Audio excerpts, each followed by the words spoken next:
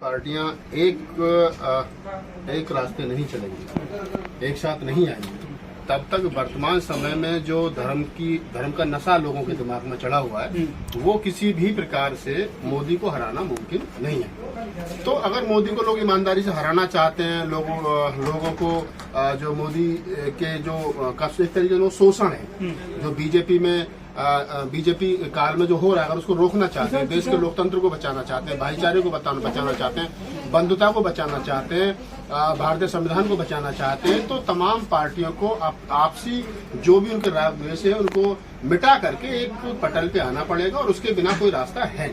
तो ये निश्चित है। कल जो बिहार में होने जा रही है मीटिंग बड़ी विपक्ष की, तो उनमें तमाम लोग आ रहे हैं। कुछ दल हैं जिन्होंने दूरी बनाई है। हाँ, तो उसमें सबसे बड़ी जो राजनीतिक दल है वो बहुजन समाज पार्टी है, उन्होंने दूरी बना रखी है। और आज जिस प्रकार के संकेत परसों जिस प्रकार के संकेत अखिलेश यादव ने दिए थे, आज जिस प्रकार के संकेत जो है वो मायावती जी ने दिए हैं, तो उससे लग रहा है कि निकट भविष्य में बसपा भी इस गठबंधन का हिस्सा बनेगी और शायद हो सकता है कि जो बसपा सुप्रीमो मायावती वो कुछ स्पेशल ट्रीटमेंट चाह रही हूँ, उनके मन में ये ख्याल हो, ये बात हो कि जो विपक्ष है वो मुझे प्रधानमंत्री का चेहरा जो है वो कहीं ना कहीं घोषित करे। और वो डिजर्व भी करती है, हम कहें तो इस बात को, क्योंकि भाई हर प्रदेश में उनका वोट है। शेड्यूल कास्ट की वो सबसे बड़ी नेता हैं और उसमें भी खासतौर से चमार कम्युनिटी अकेली ऐसी है, जाट और चमार महार, जो हर स्टेट में मिलेगी, हर जिले में, हर गांव में मिलेगी। तो अगर विपक्ष ये चाहता है कि उसको मोदी को हराना है और शेड्यूल कास्ट का वोट जो है वो लेना है, तो ऐसे में चाहिए कि वो मायावती जी से बैठ करके बात करें। आज जिस प्रकार की स्टेटमेंट बसपा सुप्रीमो मायावती ने दी है कि विपक्ष की जो मतलब कार्य है वो संतोषजनक नहीं है, वो 80 सीट वाले उत्तर प्रदेश को नजरअंदाज कर रहे हैं। तो इसका सीधा संकेत बहन जी का यही है कि वो भी ये चाहती है कि बात बने, तरीके से बने, लेकिन उसमें पहले चीजें तय हो जाएं, कि जगजीवन राम जैसा हाल ना हो जाए कि पहले ये कहा जाए कि हम कांग्रेस को हराने के लिए तमाम दल एक मंच पर आए और फिर जगजीवन राम को जो है वो प्रधानमंत्री बनाएंगे, बाद में चरण सिंह जी को बना दिया गया। तो वो चीजें पहले से तय हो जाएं। तो विपक्ष में हर पार्टी की अपनी भूमिका है और हर पार्टी अपना जो उसकी जिम्मेदारी है उसको अच्छे तरीके से निभाए। और फिर देखिए कि मोदी को हराना ज्यादा बड़ी बात नहीं है, क्योंकि उनके पास में 40% के आसपास वोट है। 60% वोट जो भी विपक्ष के हाथों में है, तो आप अगर विपक्ष एक मंच पर आ जाएगा तो 60% वोट एक जगह आ जाएगा, और जब वोट एक जगह आ जाएगा तो फिर मोदी तो फिर वहीं गुजरात पहुंच जाएंगे। इसमें कोई बहुत बड़ी बात थोड़ा ही है। लेकिन वो विपक्ष पर इसी तरह के आरोप लगा रहे हैं कि इनके पास कोई चेहरा नहीं है प्रधानमंत्री का, खास तौर पर। और यही सवाल किया जाता है कि अगर विपक्ष सरकार में आता है कि इनमें तो पीएम कौन बनेगा, ये एक बड़ा सवाल रहता है जिसको लेकर के जनता को भ्रमित किया जाता है। मैं वही कह रहा हूँ ना कि अगर विपक्ष एक बार को ये कहते कि हम विपक्ष की प्रधानमंत्री पद की जो उम्मीदवार हो मायावती होंगी, भाई राहुल गांधी के नाम पर सहमति नहीं बनेगी तो मायावती के नाम पर सहमति बन जाएगी। लोगों का इस देश में ये भी पता चल जाएगा लोग कितने महिला प्रेमी है, कितने दलित प्रेमी है, कितने लोग चाहते हैं दलित प्रधानमंत्री भारत का बने, कितने लोग चाहते हैं कि महिला प्रधानमंत्री बने। तो ये भी पता चल जाएगा, लोगों की पोल भी खुल जाएगी, ये भी सच्चाई पता चल जाएगी कि कांग्रेस जो अपने आपको दलितों का सबसे बड़ा हितैषी बना रही है और जो कह रही है कि हमने राष्ट्रीय अध्यक्ष मल्लिकार्जुन खड़गे कांग्रेस के जो है वो दलित बना दिए, तो प्रधानमंत्री बनाओ यार, कौन सी आफत आ रही है। मायावती देश की सबसे बड़ी नेता दलित समाज की है, अगर उनको आप प्रधानमंत्री पद का प्रत्याशी घोषित कर देंगे तो मैं निसंकोच कह रहा हूं कि मोदी को आप 100% हरा देंगे। तो ऐसा नहीं है कि मोदी को नहीं हराया जा सकता, लेकिन अगर विपक्ष ये कह रहा है कि आपके पास में प्रधानमंत्री का चेहरा ही नहीं है तो वो अपनी जगह ठीक कह रहा है, क्योंकि यहाँ तो 70 आदमी है और कुर्सी एक है।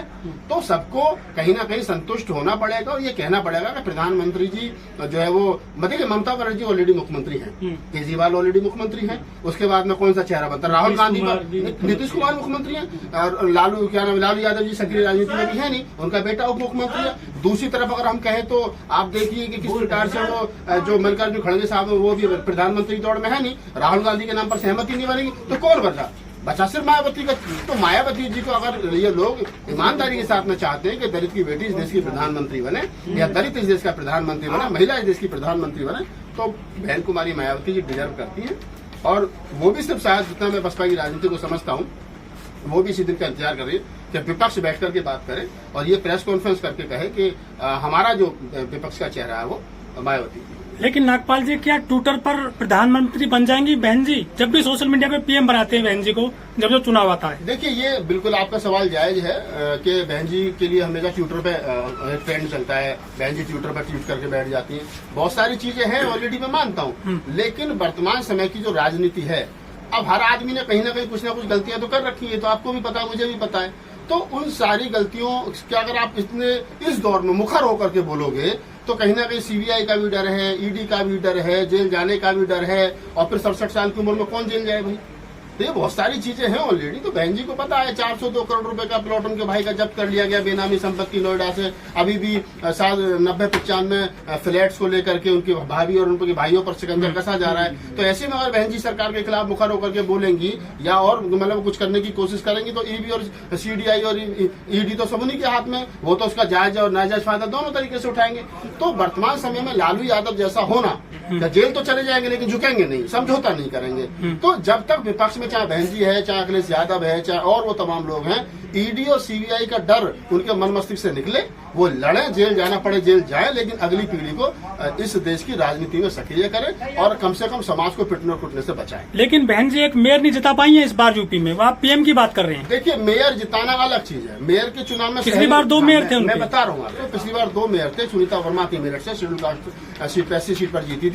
एक अलीगढ़ से थे, वो मुस्लिम थे, लेकिन इस बार एक भी नहीं आया। एक बार मुस्लिम जीत लग रहा था, सहारनपुर जो है वो जीत जाएंगे। लेकिन मेयर के चुनाव में क्या होता है कि शहरी वोटर होता है, और शहरी वोटरों में हमेशा से जो है वो बीजेपी की पकड़ रही है, क्योंकि सवर्ण समाज के लोग ज्यादा रहते हैं। और जो लोग ये कह रहे हैं कि मायावती जी नहीं जिता पाए, तो फिर अखिलेश यादव की कितने जीत गए, ये भी सवाल खड़ा होता है। और जिस राहुल गांधी को आप बार बार प्रमोट कर रहे हैं, या जिस मल्लिकार्जुन खड़गे साहब को आप प्रमोट कर रहे हैं, जिस कांग्रेस को आप करें, तो फिर उनके कितने जीत गए, ये भी सवाल खड़ा होता है। अगर मायावती के नहीं जीते तो फिर अखिलेश यादव के भी नहीं जीते, फिर कांग्रेस के भी नहीं जीते, फिर तो जीते किसके? 17 के 17 जीते तो बीजेपी के। तो फिर तो बीजेपी को प्रधानमंत्री बना दो, फिर क्या जरूरत है? अगर मेयर के हिसाब से चुनाव से आप इसका फ्यूचर की प्लानिंग करोगे तो ऐसा नहीं है कि आज जो नहीं हुआ वो कल नहीं होगा। एक समय इस देश के अंदर ऐसा था कि नारा लगता था, India is Indira, Indira is India.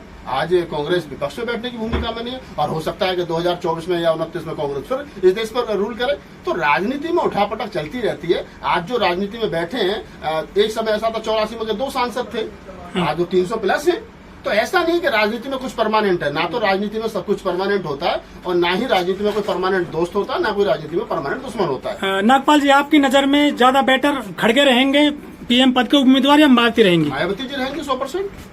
और मेरी नजर में क्या, खड़गे साहब दबंग नेता हैं, हम उनका सम्मान करते हैं, बुद्धिजीवी हैं, मजबूत हैं। लेकिन अगर प्रधानमंत्री की बात कही जाए तो एक, मैं कह रहा हूँ कि चलिए, मैं अपनी बात नहीं कह रहा, मैं अपनी राय नहीं दे रहा, लेकिन एक बार सर्वे करा लिया जाए देश के अंदर कि अगर 2 उम्मीदवार हैं, आप खड़गे, मल्लिकार्जुन खड़गे साहब और बहन कुमारी मायावती जी, तो किसको आप प्रधानमंत्री मतलब पसंद करेंगे? तो निश्चित रूप से बसपा सुप्रीमो मायावती जी के लिए ज्यादा लोग लाइक करेंगे, क्योंकि उनके पास में अपना वोटर है।